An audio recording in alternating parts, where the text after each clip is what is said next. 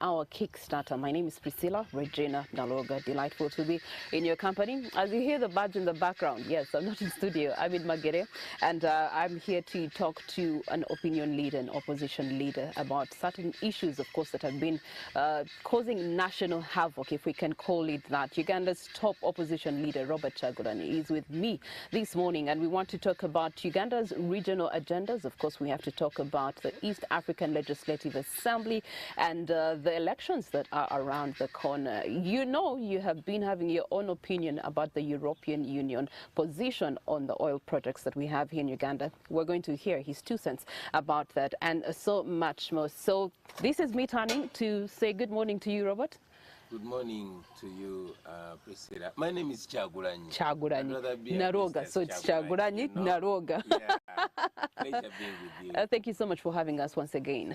While you were away and from the last time we had conversations, a lot has happened on the national scene, and we are always seeing what government is doing. We are always seeing what the three arms of government are trying to do about these matters. But there's always the notion that someone else probably has an alternative solution or idea on how best to mitigate the issues that we're grappling with as Uganda. But before we get into the nitty-gritties of it, let's talk about the documentary film that you premiered in Italy that is dubbed Bobi Wine, the Ghetto President. Tell us about that. Thank you very much. Good morning, viewers, and it's a pleasure to be with you this morning.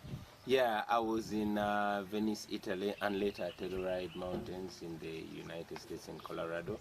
We were screening a documentary film initially called Bobi Wine, the Ghetto President, but when National Geographic took it over and it was reviewed by various people, it was renamed the People's President. Nevertheless, the detail of that documentary film is it's a tale of our journey ever since we got into active politics, but most importantly, the chronicle documentation of the horrors and atrocities that Ugandans have had to endure under General Museveni. I must mention that in the film, not even 1% of the violence and oppression is documented, because this is centered around me and the people that are around me. And you'll agree with me that we, the people that are always in the camera, face the least of the oppression. But even that list that was documented, it was horrifying to the world. I'm very glad that we had the opportunity to expose firsthand, unfiltered, unedited, the situation in Uganda. You see, General Museveni has been smart all along. He has invested a lot of time, a lot of siasa, a lot of propaganda, but most importantly, billions of taxpayers' money trying to paint a glossy and rosy picture of Uganda. Now, for the first time, we struck the mask off and we stripped him bare. So that's an achievement. At least now, it is not hearsay. It is reality. It is documented on camera. Okay. What do you expect to achieve out of this documentary in the future of your political journey? Exposure. Exposure. I said it in the beginning that part of our agenda was to expose the inconsistencies, the injustice, and the atrocities, to show this regime to the world for what it is, a military dictatorship, and a brutal one at that, So ours is exposure, exposure, exposure. Okay. Yeah. Speaking of the world, you have made a trip to Ukraine, and you have been having a first-hand experience in terms of what's happening in Ukraine and the dictatorship, again, that you speak of that is coming through from Russia. Allow me to quote your tweet. You said, "In Kiev, Ukraine, to express solidarity with the Ukrainian people and leadership against Russia's war of aggression and occupation. If the dictators stand by each other, the Democrats should stand by each other too. It's dangerous but noble." That was your tweet last week. Give us more details into what you meant, that if the dictators are standing together, even the Democrats should stand together. It's clear. Dictators on one side, Democrats on another side. You notice that some of the... First of all, I'll talk about the war, Russia's war in Ukraine. The war of occupation. Ukraine, like many other countries, were one time part of the Soviet Empire, and they got their independence recently, 1991. However, there's been an effort by President Putin to make sure he recolonizes all these other countries. I mean, that's the cause of the war in Ukraine today. Ukraine is insisting that they are an independent state. They want to self-determine. They want to choose whether to be part of the European Union or to be part of the Soviet Union. They are a people with a history, with a culture. And I think, like South Sudan, like Somaliland, like all these other nations that strive for self-determination, I think Ukraine deserves the right as well. And we always say that occupation in one place is a threat to independence elsewhere. At least in 2021, we wouldn't expect a country, a civilized one at that, to be invading another to occupy it.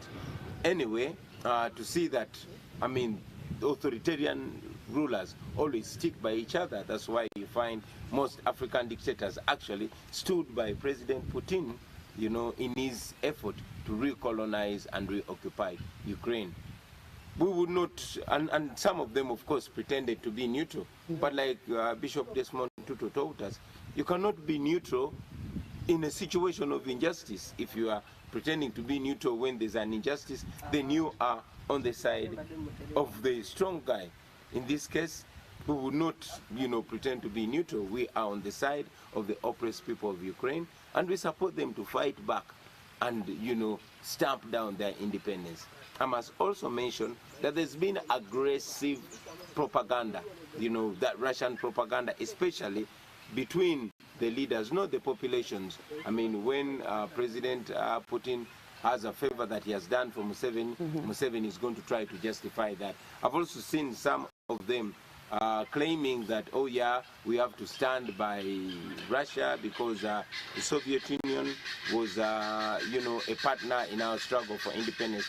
I agree with that, but it should be known that in the 60s, Ukraine was part of the Soviet Union. And indeed, South African freedom fighters, the armed wing of Mukonto Sizwe, when Nelson Mandela was in prison, 40% of them were trained in Ukraine. So the Ukrainians are our brothers and sisters. Today, there's Ukraine and there's Russia. What we get from Russia are the weapons, the dictators' favorite toys and tools of suppression. What we get from Ukraine is vegetable oil, food, and all that. So you can see what we get from either countries. Yeah. Okay. We are wondering, did you have a meeting with the president of Ukraine, Vladimir? When I was there, I met various leaders. I will tell you about some. Please. Some I will not tell you. Yeah. Some will remain confidential until the right time. All right. So tell us about the leaders that you get to meet. Those, I met quite a number of them. Some I put out there, some I did not. For example, Prime Minister, the Prime Minister of Ukraine, met two former presidents. I met a few leaders in the military and other, you know, areas. I wouldn't want to put all the details out there, but what you saw is part of what I did in Ukraine. So the bigger question is then, what sort of relationship are you trying to build with Ukraine? A moral relationship. A moral relationship. For now, it was an initial visit. It was my first visit in Ukraine, and it was a visit in a tough time. I mean, all borders are closed. There's no flight that is going into Ukraine or out, and going into Ukraine right from the border, we were under military escort. You know, it was mainly to assess the situation and of course to stand in solidarity with them. I wasn't alone. I was with fellow leaders from Ghana, from Tanzania, and from South Africa. Okay. Yeah. And for the future of good governance and democracy, what are some of those lessons that you picked out of that trip? Freedom is worth defending at all costs. For us, we are still defending our freedom non-violently because we believe that non-violence is stronger than violence. But again, we also agree with the people of Ukraine that are picking up arms to defend themselves, because there comes a time when, you know, defending yourself morally and non-violently is not, you know, measuring up to the aggressive, violent attack. So I don't believe in violence, but again, I cannot stand in the way of the Ukrainian people that are picking up arms to defend their country. That's why all men stayed there. The women and the children were repatriated. The men stood firm and they're defending their country. And I must give it to them. They are making efforts. They are pushing back against Russia. You know, a once known world power. But now people of Ukraine are showing us that even in the face of insurmountable odds, people that love their country can defend it. They can defend their freedom. So that is an inspiration to us. Okay. And of course, it's supposed to warn those that you know, are oppressing us, that there will come when oppressed people cannot take it anymore, and we'll have to use any means necessary to maintain their freedom. All right. Yeah. Now, of course, friends and supporters of the National Unity Platform and other opposition parties may commend you for the journey and the trek that you did to Ukraine. However, you do have some people having different perceptions, especially political leaders and figures within the government. For example, you do have Okello Oryem, who publicly actually came out to express his dissatisfaction of your trip, among others. And so for a country that has chosen to actually remain neutral in this conversation of Ukraine-Russia war, urged to take foreign policy lessons, does it mean that you are actually siding with Ukraine? It does not just mean that I am siding with Ukraine. It is clear that we are siding with the freedom of Ukraine. And, you know, Mr. Okello Oryem should take some cold water and think through it. This is the same person that denied us opportunity to repatriate our brothers and sisters from China in the wake of the COVID-19 pandemic. These are the same people that are looking at our brothers and sisters having their organs extracted out of them in Arab countries. These are the same people that are looking with a smile on their faces while our brothers and sisters are being enslaved today in 2021. So they have no moral authority to tell us about Pan-Africanism. You know, okay. We are oppressed people, and we stand with fellow oppressed people from across the world. All right. Yeah. Let's talk about the European resolution on Uganda's oil project. Last Thursday, we did have the European Parliament releasing an emergency resolution, and that was denouncing the consequences of the oil projects in Uganda. One of the things that they highlighted, of course, is human rights violations. They did highlight the impact of this pipeline and where exactly it's passing on environment, but also on the displacement of communities and so on and so forth. What do you make of this report? Because I know from what has been stated by your party, you sort of had influence on the European Parliament's stance on the oil project in Uganda. Yeah, we did not only welcome it, but we procured it. We encouraged our people to demonstrate, to lobby, to use all platforms that they have to make sure that the international community does not continuously support directly or indirectly the oppression of the people of Uganda. And I'm very glad you cited it. They cited human rights violations, illegal and unfair, you know, displacement of people. People cannot bury their dead. Today, more than 100,000 people have been displaced from their land, and most times violently. You know the corruption that goes on in the, you know, higher offices. You know that before a road is constructed, those that are privy to the details of the construction of the road and the mapping, they go and they displace people off their land. Some of them, they buy them forcefully, and others, they forcefully, you know, evict them off their land. Later on, they sell that land back to themselves. They compensate themselves. And that's the same thing that they did. You've had numerous cases all through Bunyoro, from Hoima to Chotera. People have been displaced, people have lost their land unfairly by the use of the military, and all that is followed back to General Museveni's close circles. So that's a gross human rights abuse. Never mind that we still have rampant abductions, state-inspired disappearances. As we speak now, last night, 2 people were abducted. 2, just last night. So on a daily we get constant reports. There's a brother called Gaza and another young man nicknamed Abitex. They were taken by the military. There's rape by the military here in Uganda. All that goes as if it's normal. So we've been calling upon the international community to make the respect for human rights and respect for the rule of law a precondition for collaboration with Uganda.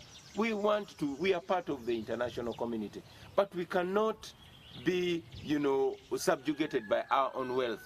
I co-authored a book with Dr. Greg Mills called Expensive Poverty.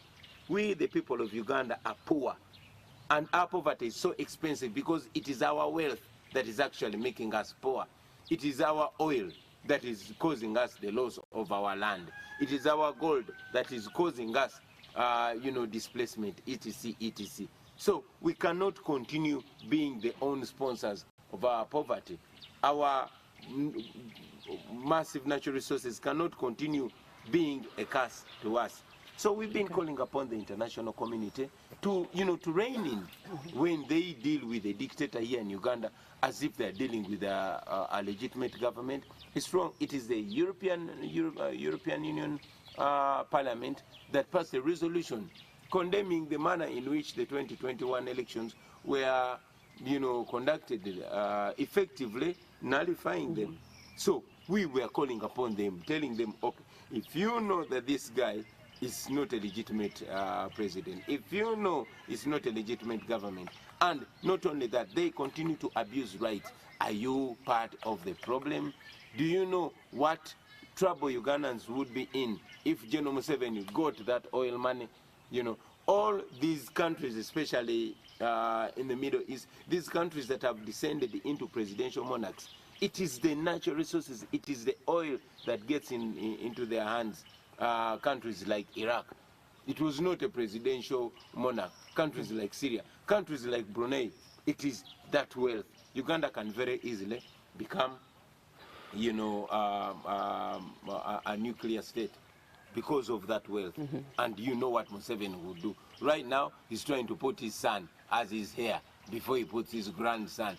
We don't want to descend into a presidential monarch. All right. So conditions have to be put before our wealth is extracted.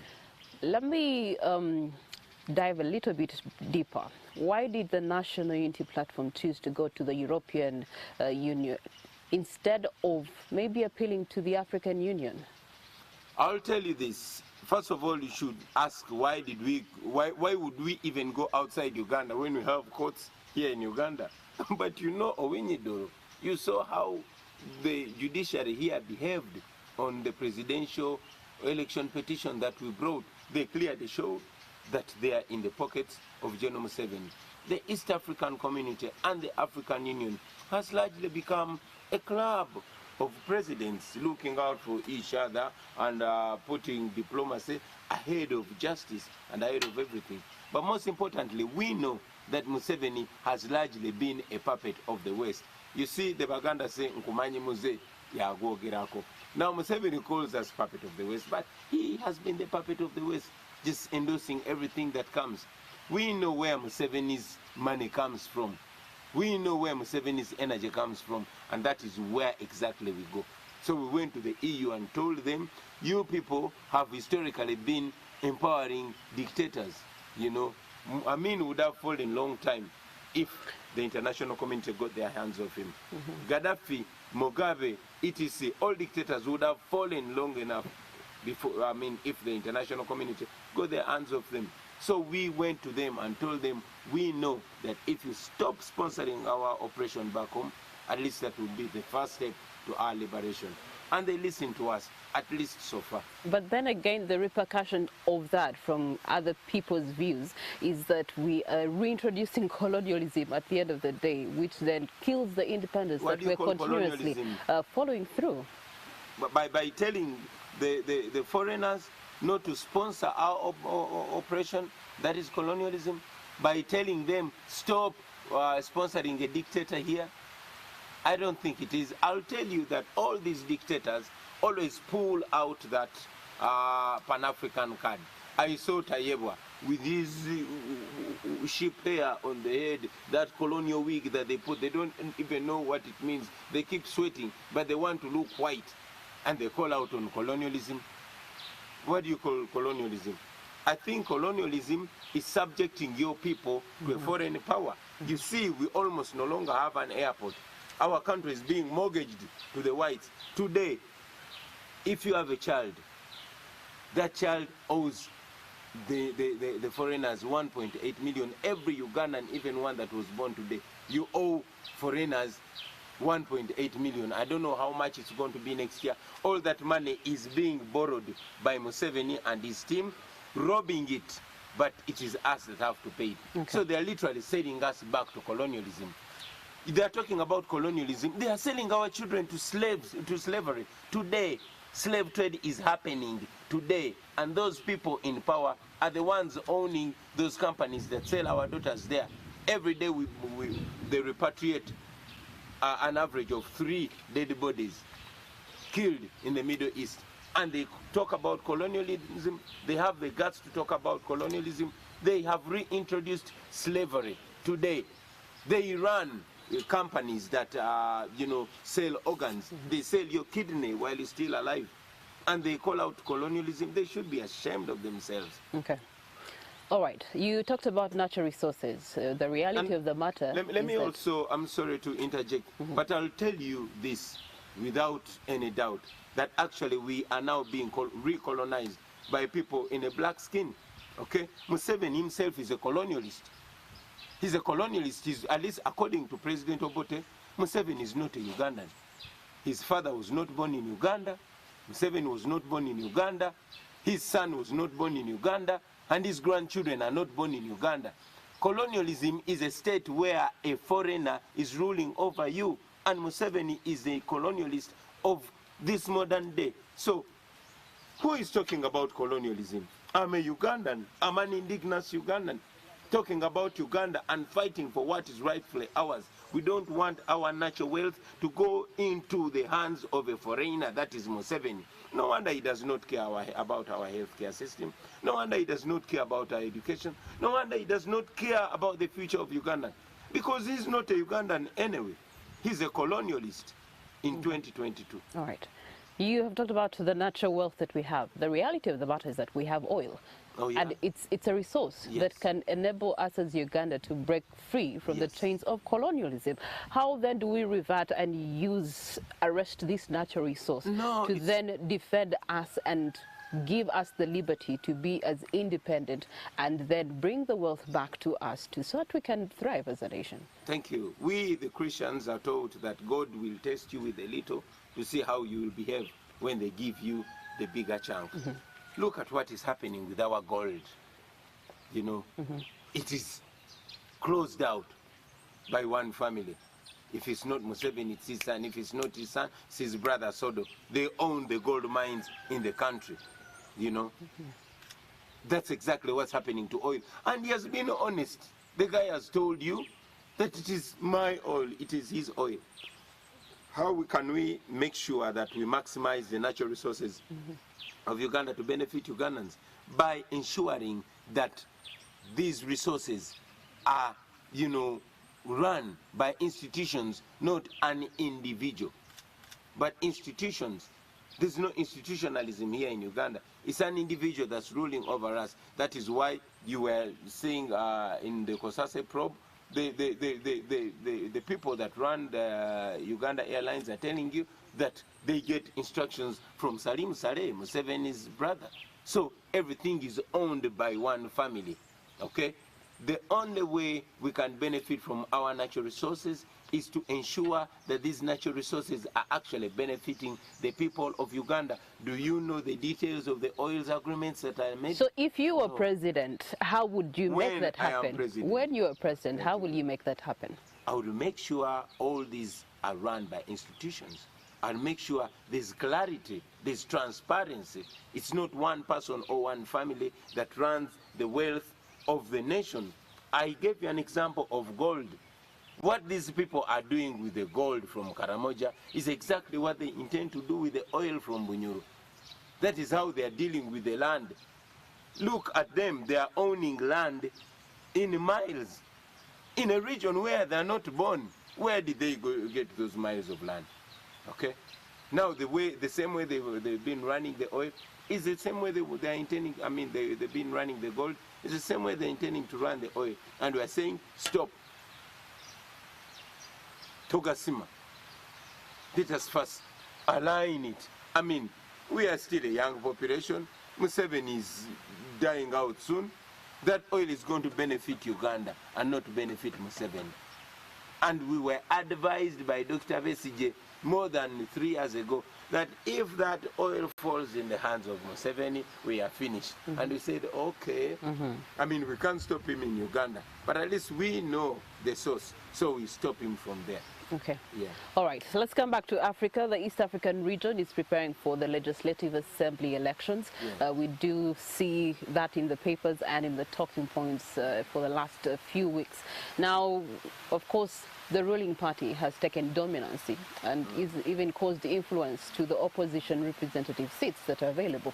But from day one, National Unity Platform chose not to actually participate in this nomination process. Yeah. Why did you come to that decision? We decided not to just legitimize a process that will bear no fruit. I'll tell you that the East African Legislative Assembly was established to collect opinions. You understand? There's a reason why there is expected to be a number representing the ruling party, a number and other members representing different shades. Unfortunately, like under every dictatorship, I mean, it's the common dictator's playbook. They make sure they co-opt. The same way they co-opted the UPC, now they've co-opted the DP, and sadly, they are co-opting JEMA too. To make sure that for every opinion that goes there is an opinion defending and legitimizing General Museveni's rule. It is clear that we are living under subjugation. It's very unfortunate that some politicians actually don't care about the plight of people. They only care about their stomachs. It's very, very unfortunate.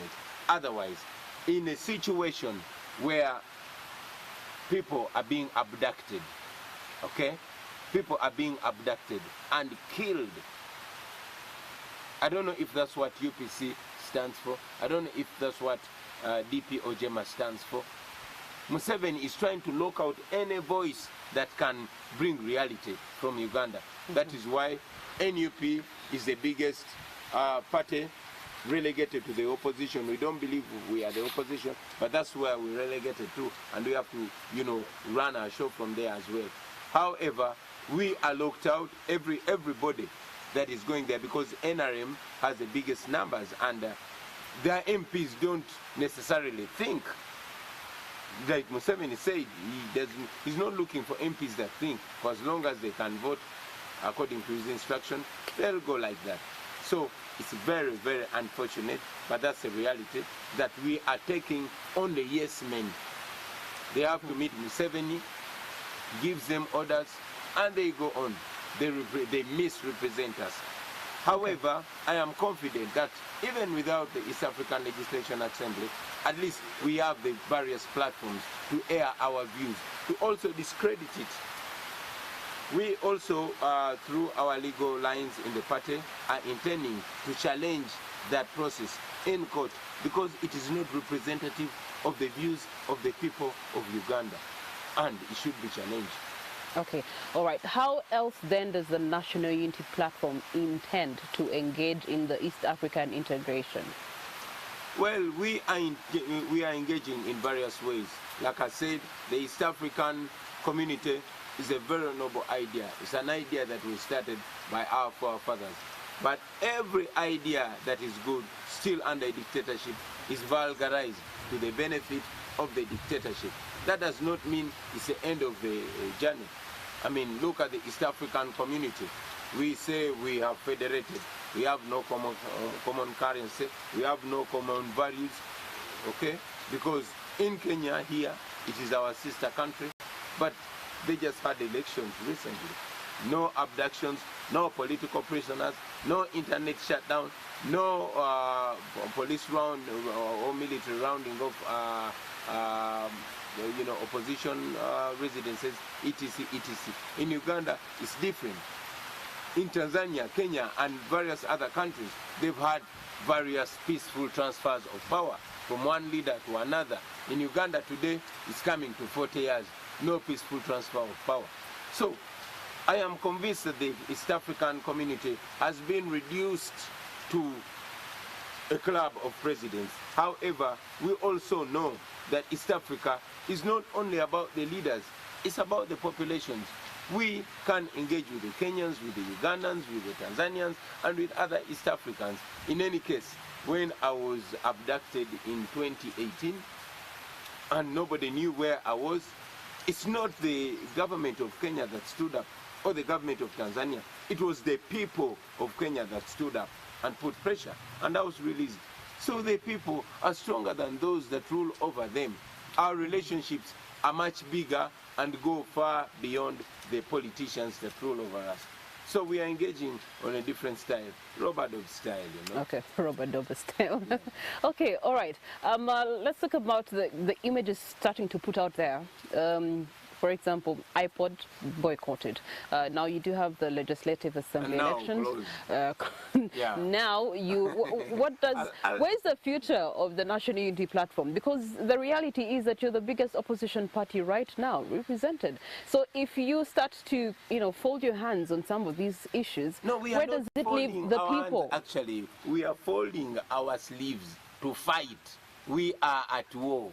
We told the people that elected us, when we were elected, I'm supposed to be president of Uganda. But General Museveni took over by force of arms. Many of the MPs that were elected were not. So when we were going to parliament, many of our supporters were saying, no, don't go to parliament, boycott everything. We said we want to fight both from within and from without. So we sent our people to parliament. But we told them, we are going to parliament, but we're going to parliament as a war front, as a front to agitate, because this is a military dictatorship. And I salute all our members of parliament and all the leaders in various offices that have stood by that. Of course, quite a number of them have been compromised, evidently, but we stand with the many of those that have stood the ideals that we represent. We went there to fight, okay? We are not the kind of, that's why we say we are not the opposition, we are the option. We are not the kind of opposition that is just going to put on suits and ties and start legitimizing, all that is being done by this regime wrongly, as if we are living in a democracy. No, we are not. We boycotted iPod, and we were clear. We are not just going to legitimize Museveni, have tea with him, take pictures with him, shake hands with him, and then the picture goes out there, oh, General Museveni is a magnanimous leader who is speaking to the opposition, who everything is okay. Everything is not okay. In fact, nothing is okay. And we told the Netherlands Institute for Multi-Party Democracy, the ones that was sponsoring iPod, we told them we are not going to take part in iPod. Not that we don't believe in dialogue. No, we believe in dialogue, but we believe in meaningful dialogue, not the Museveni kind of dialogue of how much do you want? Okay, what position do I give you? This Mao kind of dialogue they involve. Call him Mao, you come here. Okay, what do you want? You see, me, once you give me a ministry, and they give him a ministry.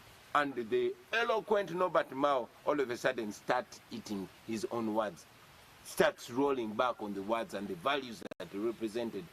We don't believe in that. So we told them, yes, NIMD, thank you very much, you've put so much money, but we don't want that money. Do you ever wonder why Mao and all these people were saying, oh, we are being given iPod money? And we said, okay, if you say we're being given iPod money, we don't want to be part of iPod. And iPod, it's better that you close shop in Uganda. And we are very happy that iPod closed in Uganda because it was a lie. We would welcome iPod, of course, to open and facilitate dialogue between political parties, but dialogue, not this kind of compromising talk with Museveni. We are not for sale. Okay. Yeah. All right. Right now, as you and I speak, the country is on pressure. The Ebola outbreak, the case that was confirmed in Mubende on Monday. Yeah. And then we did have the Ministry of Health coming out on Tuesday declaring it as an outbreak. As we speak, and the front of the Daily Monitor, you saw it yourself, 11, and they're having some quarantined. Yeah. Let's talk about this outbreak and what do you make of it, and how should Ugandans actually prepare for it? First of all, Ugandans should be aware. Ebola is quite dangerous. We don't want to lose life. But Ugandans can only do so much because they are hand tied. This is a time when we are supposed to, to be empowering our healthcare system. Just 2 years ago, maybe 3 now, when the COVID-19 pandemic broke out, for me it was a challenge that was supposed to spark us into transforming our healthcare system. Unfortunately, even amidst that terrible pandemic, the money for revamping the healthcare system was being stolen, as usual. COVID did not teach us anything. We didn't learn anything. We did not fix our healthcare system. And here we are with the Ebola outbreak. So we are on the mercy of God.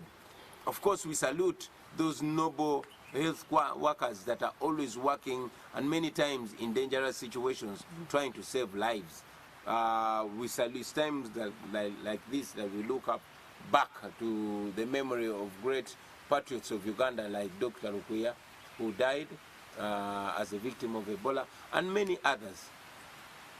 Of course, this is a time to look more in our healthcare system. But will they look in it anyway? They never learn. They never learn. That's the unfortunate bit of it. I mean, we've been talking about climate change. You get one landslide in Bududa and you think it's going to teach and spark our people, our rulers to swing into action and fix the rapid response efforts. Zero. We thought they would re-empower the Ministry of Disaster Preparedness. Zero. Every now and then we're having a tragedy, we're having a landslide, boom, nothing's changed. We're having floods in riverbanks breaking in Kasese, nothing. So I am very worried about this Ebola outbreak. I want to warn the people, please be vigilant. The health workers, do what you can. But also those that rule over us, those that control our budget, please have mercy on Ugandans, have some humanity, and remember that this is a time when the taxes of the people are supposed to work and help them. But do they ever listen anyway? Okay, disaster still related. We have been seeing Uganda faced with so many disasters back to back. Yeah. Of course, Bududa, Kasese, Mbale, Karamoja as we speak. Yeah. And we tend to see government always coming in as at a relief point of interface. Yeah. We desire to see a government that, as you've talked about budgets, that they should be knowing that some of these places are hotspots, and that they should continuously have plans to either relocate people or do whatever they must do by their powers to ensure that the next disaster is less, at least, and less, disastrous to the people, to the community, to the environment, but also to the image of the country. So what would be your advice in terms of the way we treat disasters that are continuous for Uganda? First, let us have a heart for Uganda and for Ugandans. Let us think about our nation. If we think about our nation, we'll put, resources to where they benefit people. Now we are building more, more prisons. We are training more military. We are buying more guns instead of, directing budgets to such initiatives to plan for the next, tragedy, which is inevitable. And number two, curb the corruption. Corruption is our problem. There is money here in Uganda, but, it's never used for what it's supposed to be used for. So cut the corruption. Make sure you punish the corrupt officials. I'll tell you that COVID-19 money was stolen by them. They just build houses and buy land and that's it. You'll find that there's a scandal in every ministry. But most importantly, even the money that is allocated to mitigate such, tragedies already happened and looming ones. It never does what it's supposed to do. Unfortunately, nobody is held accountable because corruption is used by Museveni as an exchange medium. He'll make sure you're corrupt, he will work with the corrupt people for as long as they will help him stay in power. Museveni even works with thieves, known thieves. I mean, you've seen him with Sipapa, okay? Sipapa is his boy. He does not care, he has zero morality. So let us have morality, let us have our country at heart, but most importantly, let us stop the corruption. Okay. Now, speaking of corruption, we had the floor of Parliament approving trillions of shillings to sort out some of these disasters, again, as relief, as aftermath of it. And you have rightly mentioned, this is taxpayers' money that is being used in such a manner. And so how would you then deal with the element of corruption for such a large amount of money for a noble cause? You can only deal with corruption by first and foremost removing the untouchable, corrupt people. Number one, the priest of corruption is Yoweri Museveni himself. He moves with stashes of cash, buying out people. I've told you what kind of moral leader poses with Sipapa in pictures. He's the one with the Sobi. He's the king of corruption. And it goes down. Look at all his ministers. Look at the Speaker of Parliament. She has the audacity to pay members of Parliament 40 million shillings in order for them to pass, immoral, sums of money for them to share. And leave alone that, they even intimidate those that they bribe. So, if the parliament is a den of corruption, the executive is a den of corruption, I mean, how are you going to stop corruption? I've told you before, I'm telling you now that Uganda's problem begins and ends with Museveni. You cannot do anything because corruption is a policy here today. It's a way of life. In fact, a way of death. Okay, all right. You have talked about the executive. We saw last week there was a collision between the executive and the legislative arms of government. It was brought into public, and it caused people like, how can we be having this sort of conflict between the two? So can we then say that Uganda is in self-drive mode? No, Uganda is not in self-drive mode. Ugandans are in self-drive mode. There's no government in Uganda. No, there's just a band of thieves. There's no government in Uganda. There's a junta. There's a bunch of rebels that took over our country and they're running the country like a guerrilla force. I told you that, I mean, I was listening to the Kosase hearing, and I'm seeing the former head of Uganda Airlines had to answer to Salim Saleh. I don't know who Salim Saleh works as. But again, leave alone that. Let's go back to the clash that was in Parliament. The Parliament says one thing, and then Nabanja comes out and says no. The Parliament says no, nyege.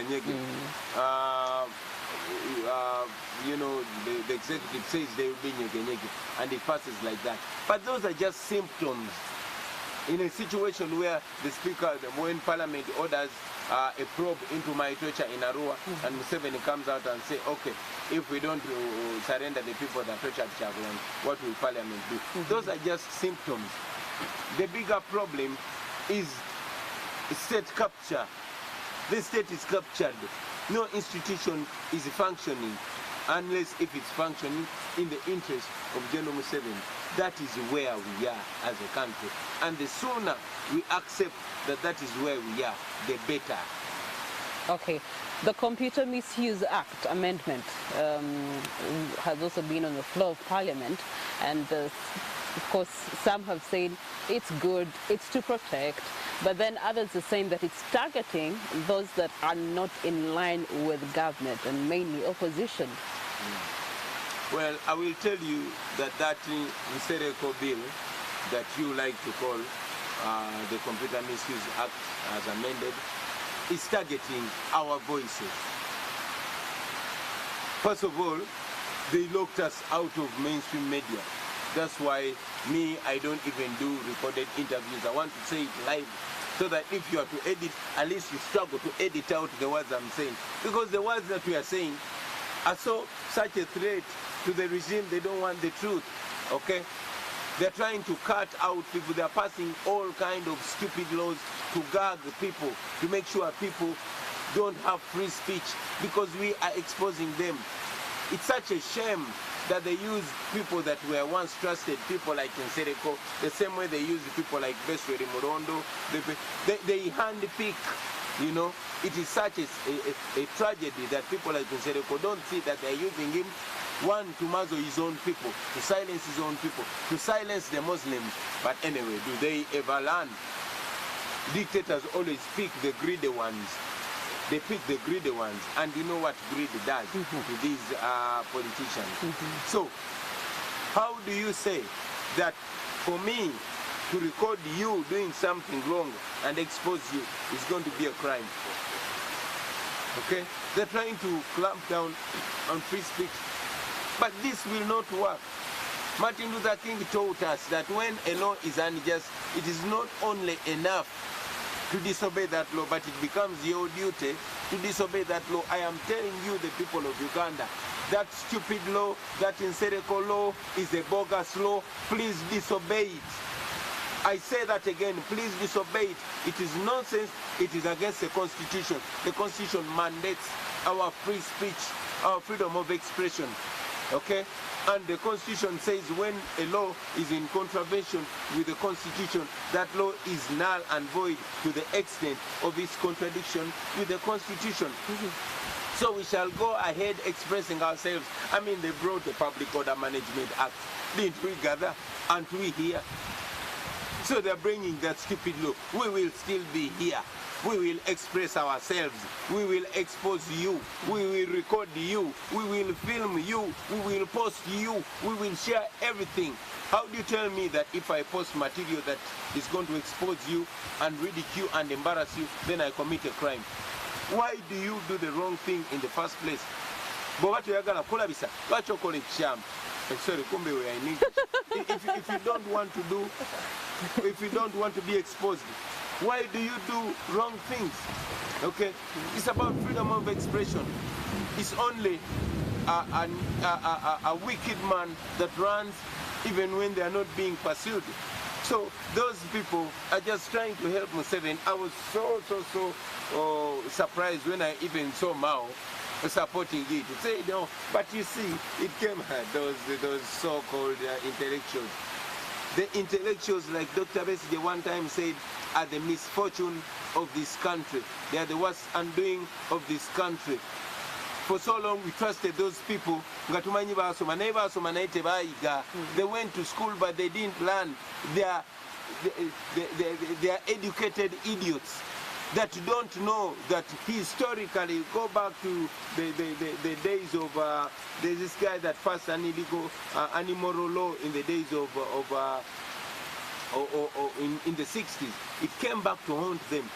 Amama Mbabazi passed the Public Order Management Act when he was still in favor with the regime. He was the first culprit. I am telling you, Nsereko, you will be the first victim of that stupid law that you're trying to bring to shut the mouths of the people of Uganda. Okay. You will not succeed. You will be the victim of that. Like all other, you know, short-sighted politicians that go for quick gain, that are promised positions, that are promised money, and they go against their people. All right. Now they are abducting young men and women. I'm asking, how about those people? They put off their pants and show they are behind to the people. How come they are not being prosecuted? Okay. But you're prosecuting a whistleblower. You're prosecuting somebody that is exposing injustice.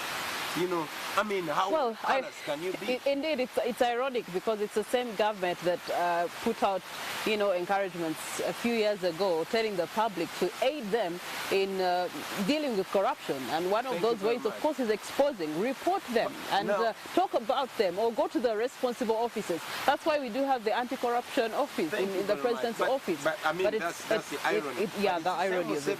I must add that first appointed Betty Kamya to go after the corrupt officials. And then she came and said, Mr. President, the first way to see a corrupt person is to weigh their lifestyle. I mean, you're putting on Lifestyle a audit, dress they called worth, it, yeah. $10,000. Where do you work? Well, let's do a lifestyle audit. Then Museveni speak because he knows they are going to arrest his people. I says, no, you stop that lifestyle audit. Otherwise, the thieves will invest the stolen money outside Uganda. You know. The Thunder is telling us to go and take a cup of coffee after here. In your parting shots, we want to find out, the rains are here, it's the planting season. What's your statement to the people? And then also, what are the plans for the National Unity Platform in the remaining 3 months of the year? First of all, I will express my solidarity with the people of Kasese, the people of Mbale, and all people that are affected by these massive rains. Where tragedies have occurred, we stand with you. We've sent our people there. As you know, it's not easy for me to physically come. And yet I want to extend relief to you. Our teams have been there. We stand in solidarity with you. And we commiserate to those that have lost loved ones. For those that can grow food. Mulime mere omuganda gamba wagwikuba wagwana soli. Plant food, okay? Plant coffee emwanyi terimba. Forget this Museveni trying to take away your coffee. No, plant your coffee. Our coffee is going to outlive Museveni. Plant coffee. For those in towns, work hard. Be vigilant. Expose. Your camera is your weapon. Use social media. I know Facebook is blocked. They're trying to shut your mouth. They blocked Facebook, but they are still unsettled. I mean, tekanga tene Facebook bajigala. Netu basabula. Mubalabise. Expose them. For the leaders, stand by values. For the people, hold your leaders accountable. Okay? Don't be there and think they are going to just think about you and feel sorry for you. No, hold them accountable. Leaders only function when they are held accountable. When you sleep, they will sleep. Other than that, we salute you. I send my salutations to the people of Uganda that are stuck in the Middle East. We are coming for you. We are soon having a concert in South Africa, in Dubai, and Qatar to make sure we repatriate you. We continue to pressure the regime here in Uganda. Mukomyeo abana bafe. Bring back our people. Let them come back home. The same way you do for your loved ones, do it for the people of Uganda. I could go on and on and on and on. I salute my fellow leaders at the National Unity Platform. Keep going. Comrade Joel Fenyonyi, salutations for our parliamentary team with the leader of opposition. We salute you, our Secretary General, Comrade Lewis, Comrade Nyanzi. I will continue the salutations. And by the way, yes. Happy birthday. Oh, thank you so much. Yeah. Thank you so much. To see a free Uganda. Thank you. And may you live to interview me when I'm real privileged. Thank you very much. Okay. All right.